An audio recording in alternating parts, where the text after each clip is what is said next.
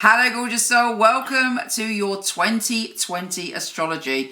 It's extraordinary, it's full on, it's intense, it's wild, isn't it? Yes, it is. We're all going to need a few of them kiki licks to survive this year. But seriously, it has a whole host of potential. We all have drive. We all have vim and vigor to make things happen. It's very, very energetic and full on. For instance, we have Jupiter and Pluto joining forces. I mean, that is a lot to get our head around, you know. There's optimism in transformation. Of course, at the beginning of the year, we had that Saturn and Pluto conjunction. There is a lot of intensity. How are you going to use that intensity? How can you use your drive and your force of will to help transform your life with love and abundance?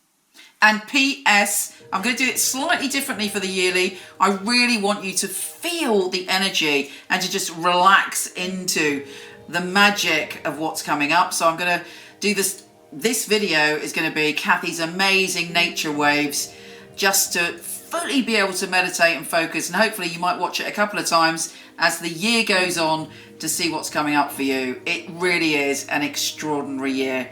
Here's your yearly astrology.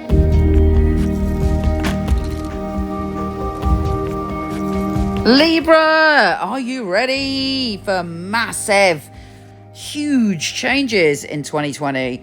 It is a year of fundamentally exciting and intense astrology, probably the most intense astrology of our lifetime. There's so much going on, and the year kicks off with one of the big things, which is Saturn and Pluto joining forces in Capricorn for the first time in 500 years. If that wasn't enough, with Jupiter in the mix, it's since, 800 years or something. Intense, full on. What does it all mean? Well, Saturn is the planet of responsibility, and Pluto is very dramatic changes and transformations. So, we're being pushed into the next level. And it's about working hard, letting go of what no longer serves us, and facing reality head on and making the changes we need to make to explore the next level. And for you, it's all about your home and family. There's likely to be quite dramatic changes around your home and family in the next year. Moves, transformations, a whole different way of viewing your family and viewing your home circumstances. By the end of this year, you'll have a completely different understanding. Now, before everybody freaks out, let me just say that Jupiter is the planet of good fortune. So fingers crossed you'll end up in a better position in a year than you are now. Even if you think that's not possible, even if you think it ain't going to happen, there is a shift. And it's up to us to help facilitate that shift by doing the work, by facing things head on. So, what do you reckon is going to come up for you in terms of your home and family? How are you feeling about where you live? Does your space fully represent your being? Is it an expression of your soul? Are you living with someone? Are you happy living with them? What is going on in your home environment?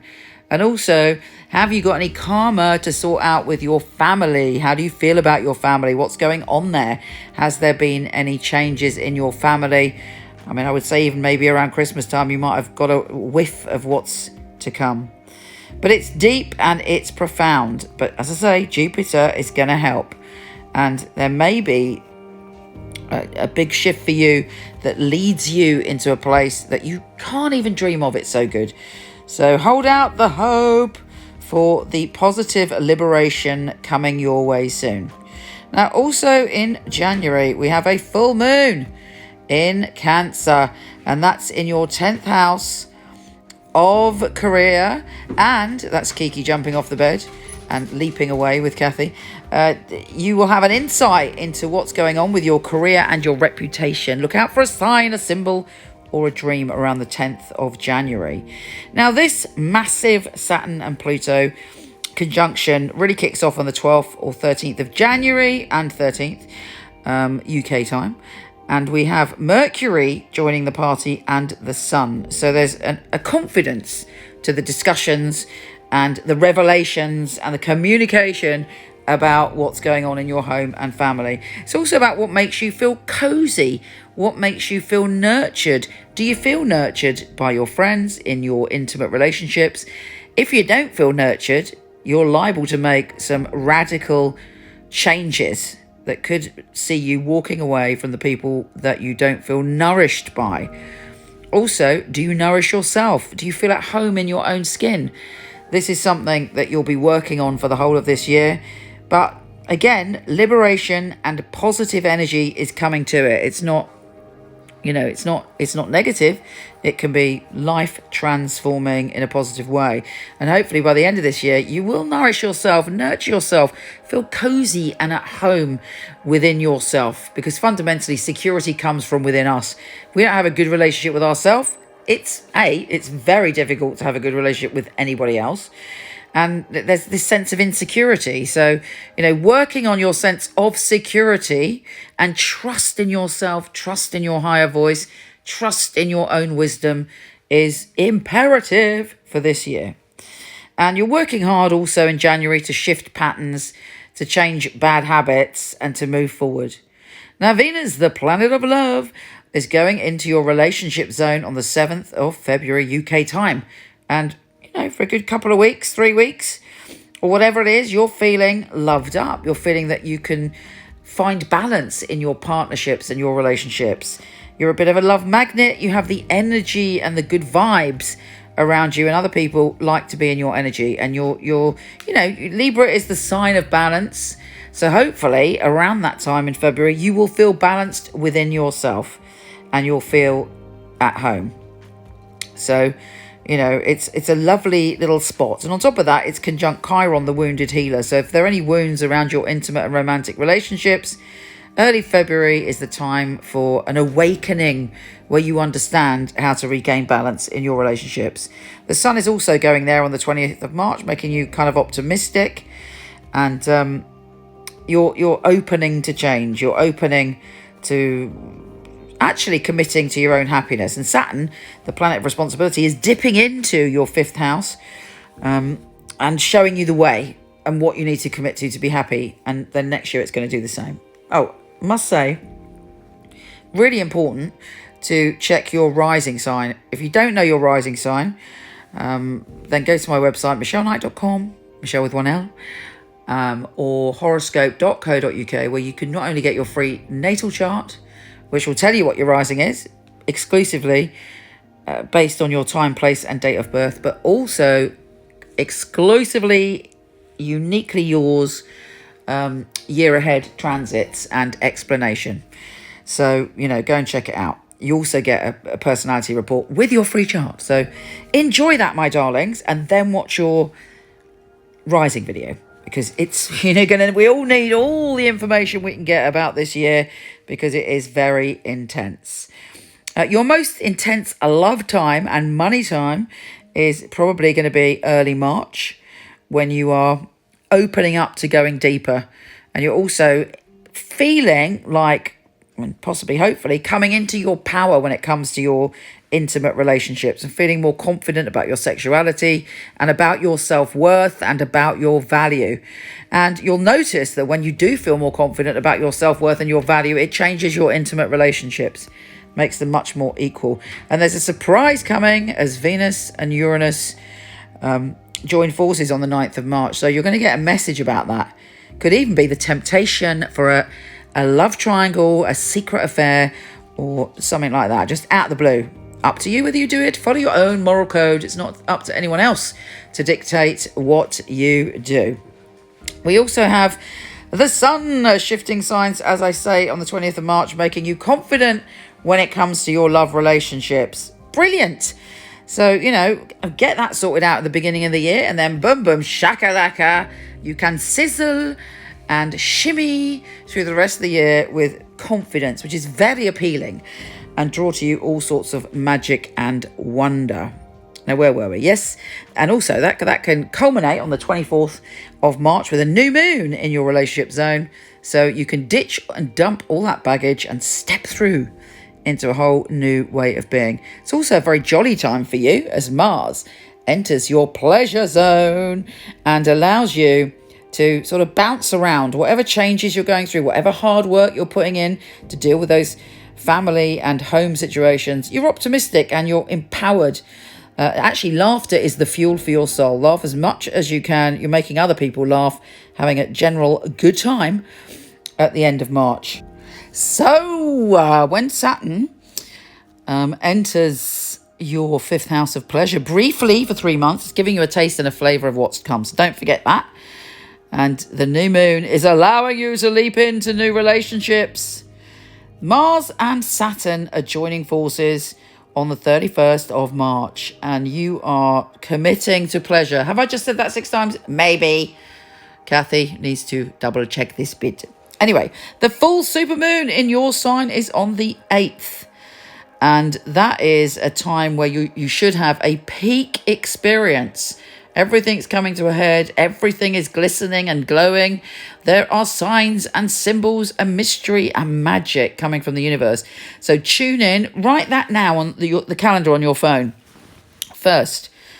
On April the 8th.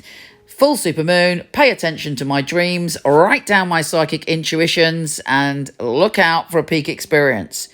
And then you can start crafting something to peak at that time.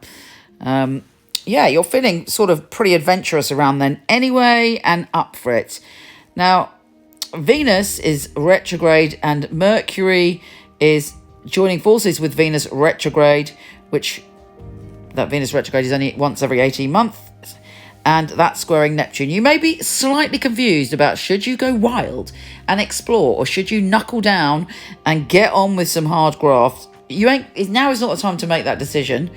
Around the 22nd of May, I would wait until, I don't know, let me think, maybe the 21st of June on the new moon, because that's a solar eclipse. Things are revealed to you then. Okay, it's revealing to you stuff about your career, but you'll be clearer in your mind. And you know what? When it comes to decisions around that adventure in love, I would even wait until the 25th of June when Venus goes direct. Now, Mars is going into your relationship zone on the 28th. You are passion personified. You've got so much va-va-va-voom, particularly when it comes to your sensuality. But if somebody's messing you around in terms of relationships, you may get very angry and annoyed with them. You ain't taking no shit when it comes to your relationships after the 28th of June, and possibly even before. There's some karmic issues coming when you travel as well, which could even bring about a very strong connection with someone that you feel like you've known for eternity. But you're up for it. You're open to new experiences, even if you've... Put it this way, whatever security you have at the beginning of this year, by the middle of this year, you're open to different explorations, experiences, intensity when it comes to relationships. On the 5th of September, Mercury goes into your sign, and you have sort of the superpowers of communication around that time. Anything you say will be taken seriously. Anything you put out there could be drawn to you. Also, obviously, on the 22nd of September, the sun goes into your sign, making you bouncy and confident and open. I would say this year is a lot to do with relationships as well as family. And when the new supermoon comes around on the 16th of October in your sign, that's when you're stepping into a totally new era. Venus goes into your sign on the 28th of October, making you a love magnet and an abundance magnet. And Mercury's still retrograde at that time, but you're full of magical powers, and it's up to you to use them with what you think and the words that you speak. Jupiter is shifting signs on the 19th of December, and you could possibly have 2021 could possibly be the best year that you've had in a very long time. You have a lot of fun, a lot of pleasure, a lot of romance, and a lot of joy coming up from the end of December. You're learning a lot, shifting a lot, and exploring a lot in between then and now. Exciting! Take care, gorgeous, and I'll speak to you soon.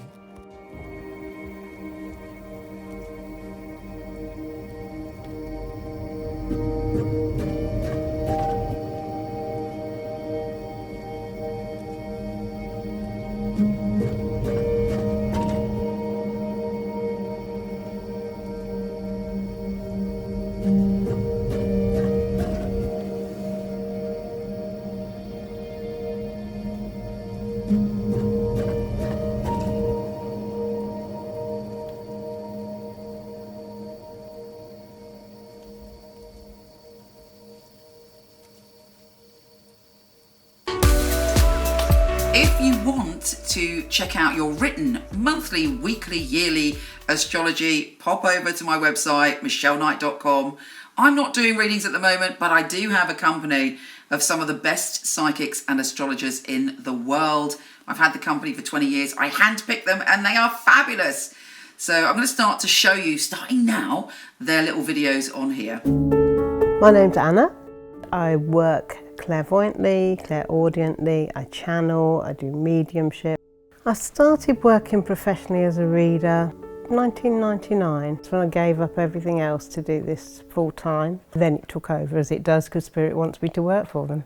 When I first hear a voice on the phone, I will ask you your name, I will ask you your date of birth. It helps me to link with you, and it is a bit like a three-way conversation sometimes. I've got the person on the phone, I've got me, and I've got another voice that's telling me things. A reading with me should be like talking to a friend. I'm totally non-judgmental. I think I've just about heard it all over the 50-odd years. I would certainly hope they feel they've got their answers, or hope, but not tell them what to do, and never ever lead people into doing something. They find their own answers with the clarity, and that's what I hope to give people from their readings.